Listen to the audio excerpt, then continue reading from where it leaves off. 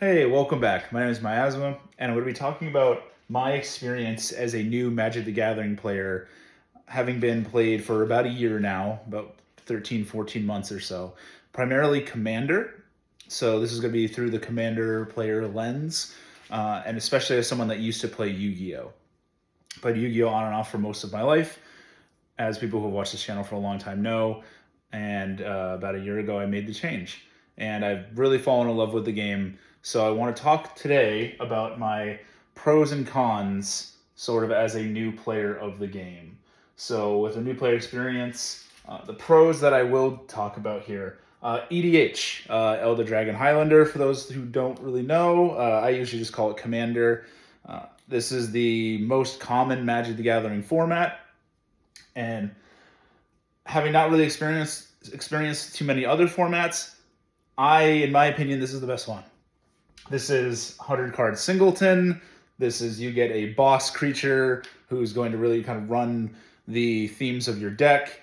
I think it provides a lot of characterization for the game. I think it adds personality to each time you play in a pod. It's typically 3, 4, 5 people sometimes in a pod, and you play against one another, and you have access to your commander creature from the command zone. And I think it's unique compared to other games. Yu-Gi-Oh! Didn't really have anything like that when I was playing.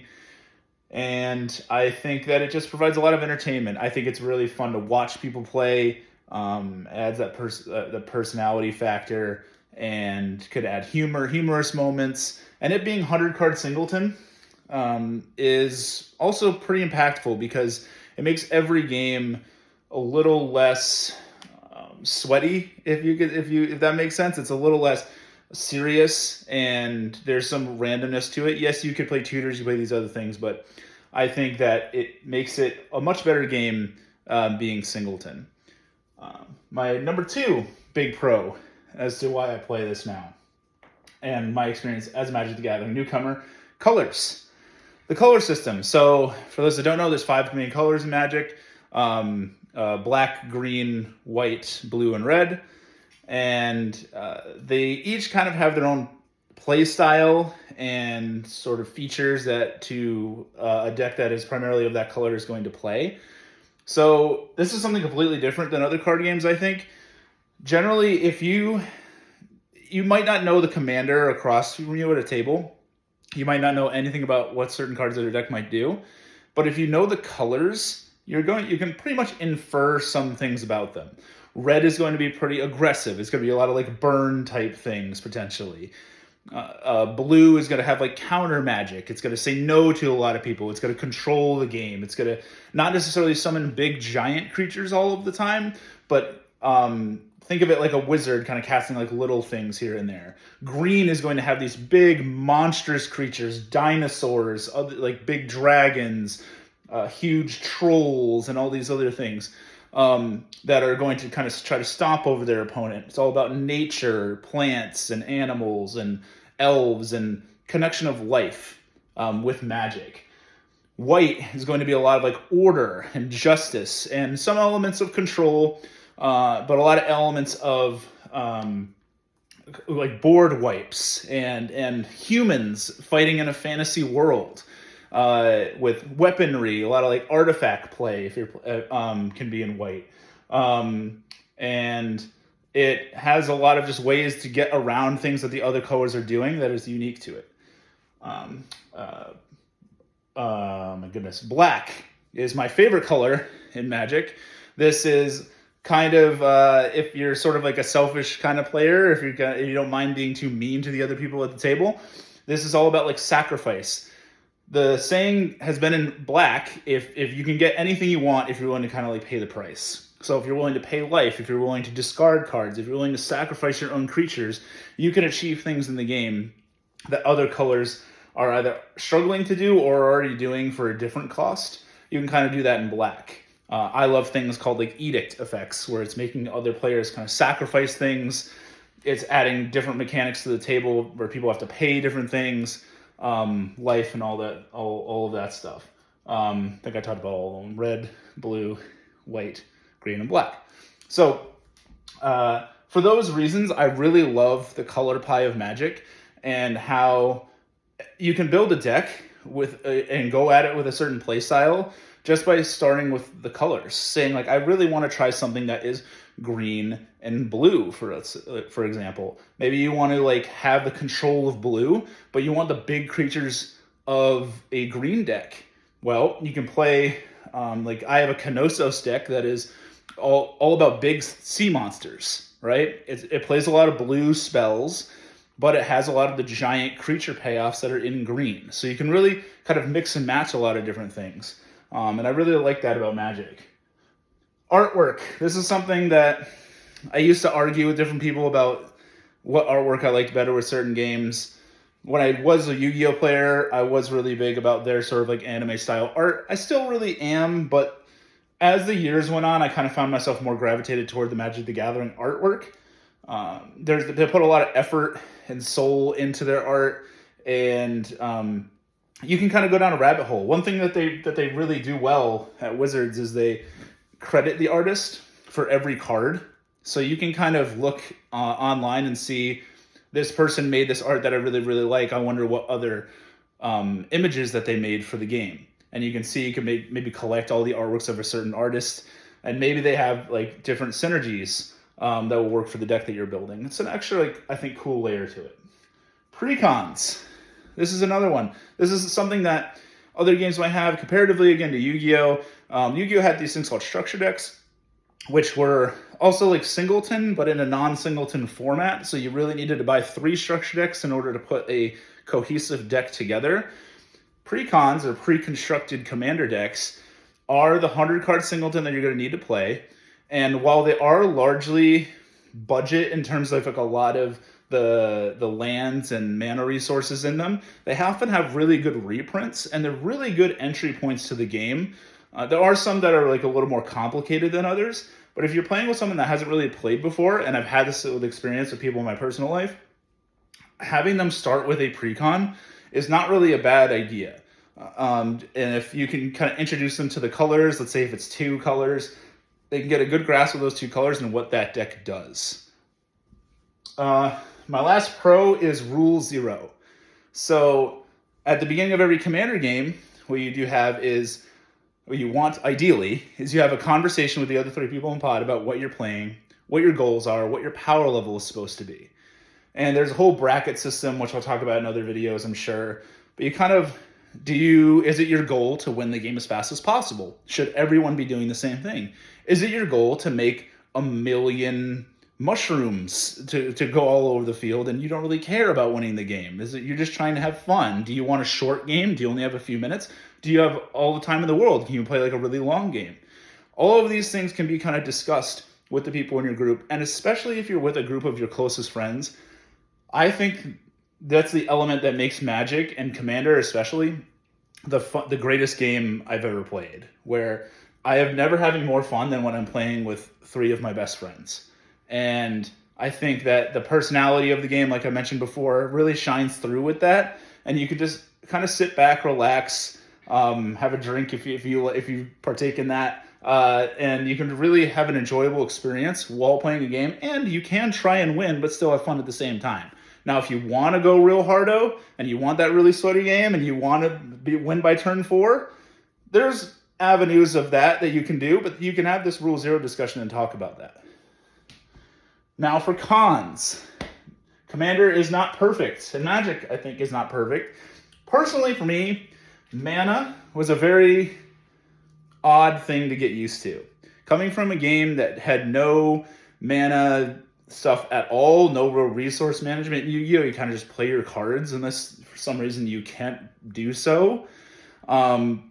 I played a little bit of Shadowverse in the past and a little bit of Hearthstone, so I had a little bit of understanding of how mana worked, but it does work differently in Magic, where you actually have to play your lands and play your artifacts, your mana rocks, to get mana. And you can't really do anything without said mana. So it's super important that every game you have starting hands where you are making sure that you can map out the rest of a few turns from now and make sure, am I going to be able to do this in 2 turns?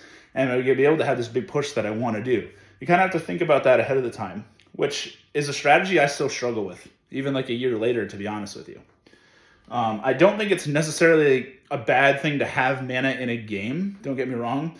I just think for me, it was a big hurdle that in the past when I had tried Magic, it completely got in the way, and I said, I don't think I can do this. But if that is getting in your way, I ask that you just give it some patience, and you will get over it. But at the beginning of me playing, it was a con for sure. Reprint policy. This is something exclusively to pay for Magic, so if you only play on like Arena or something like that, you might not have to worry about this as much. But comparatively to Yu-Gi-Oh!, the reprint policy of Magic, I think, is kind of poor. I think that they don't seem to reprint cards nearly often enough. And I get I think they're trying to like protect the collector's market, but at the same time, it makes stuff really expensive. You can play Magic on a budget. You can play Commander for very cheap. But if you are like me and you want to build a lot of different decks, it could be kind of hard because you might get one card that's only been printed in a certain rarity, and even if it's been printed a couple times, it might still be $10, $15. In Yu-Gi-Oh, that's kind of like not heard of very often. If a card is printed at a very high rarity, it'll probably be reprinted again at the end of the year, like the Megatons that we would have, and it'll drop down in price significantly.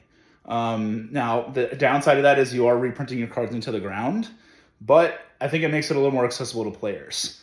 You can also just proxy. I'm very pro proxy. So if you want to do that, there are places where you can even just make your own proxies or find a service that'll do it for you if you want to test out super expensive cards. I don't think anybody should be limited to playing this game based upon their income.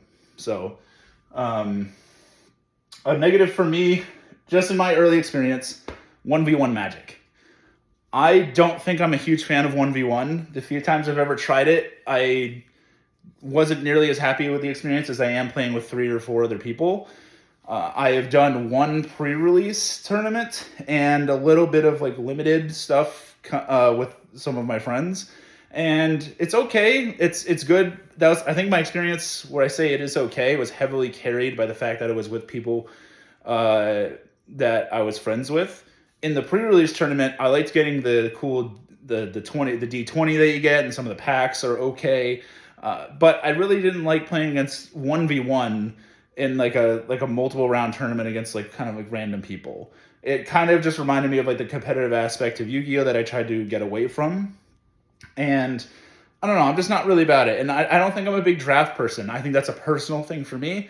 I don't really like kind of the luck factor of it, of somebody else at the table getting some like insane card and me getting just like, oh, it's another like foil that doesn't work with anything else that I'm going to be doing in this game. So for me, I don't think I'm a real big fan of 1v1.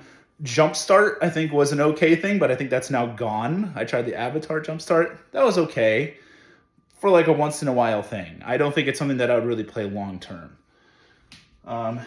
Universes Beyond, and this is a controversial one. I don't hate the idea of Universes Beyond. I'm not a huge fan of how it's currently executed. And that is to say that I don't necessarily have a huge attachment to any of the IPs that they've done so far. I'm an Avatar fan, and I rewatched the show when the series was coming out, when the set was coming out, and it's a very good show. I don't know how necessarily it works with Magic and the world that they've sort of built up. I think they've built over years and years and years a really cool magical fantasy world. And I don't think necessarily everything gels with that completely. Doctor Who kind of stood out to me as like a weird one. Like, I love Jurassic Park, and there are dinosaurs in Magic, but it was kind of weird seeing like some of the characters of Jurassic Park have cards. I don't know. It's just some stuff kind of stands out to me, and it's so pushed. And I get it. It makes a ton of money. Lord of the Rings and Final Fantasy made so much money for Wizards of the Coast that of course they're going to do this. But I do think when you have your year and you have like, 6 sets in a year, and if 4 of them are Universes Beyond, I kind of think that that's sort of like an issue. I think it should maybe be balanced. Maybe they do 8 sets and it's 4 and 4, or maybe they just do 6 sets and it's 3 and 3, or maybe you should have 4 sets that are universes within. I think that might be like a pipe dream because they really, really want to make money. But I do know that there's a lot of MTG players that are pretty upset at the rate at which we're getting Universes Beyond product. And then they could also just preview it way less in advance. They zoom out way too far, and we get sets like way too card leaks way too far ahead, and it kind of just gets people upset. I get they want discourse, but it's not always positive discourse, and I want this to be a positive game. I also have Rule 0 here under con, so it's a pro and a con. Sometimes this just doesn't exist. I've noticed if I go to my LGS or something like that, sometimes people will just bring one deck, and it could be this like kind of strong thing. They're like, "Oh, that's what I have," and well, that might be the case, but there wasn't really much of a discussion or conversation, and I think that's a majority of my games are at my LGS, and I have a good time there most of the time. But there are occasions where like I feel like it was like a non-game because there wasn't really a lot of like discussion there to be had, and the deck I brought wasn't really prepared. I wasn't prepared for like what was happening at the table. Also, the opposite has happened where people are kind of like playing sort of like an updated precon and didn't really like say much at the beginning, and I am playing like a pretty bracket 3 deck, which is trying to like do a lot of like those kind of mean edict things and stuff that I'm talking about. I kind of like being the villain in the game to an extent, but I also don't really like making non-games, if that makes sense. So I think Rule 0 could be a very positive thing, and the lack of Rule 0 really could be a big con. So as a new player, these are kind of my early pros and cons of what I think about Commander. I really love Magic, and I've become very passionate about it. You're going to see more videos about me talking about it in the future. What do you guys think are pros and cons about, it could be Magic in general or Commander specific, a little bit of both. I'd like to know what you think. So yeah, my name is Miasma, and I'll see you next time.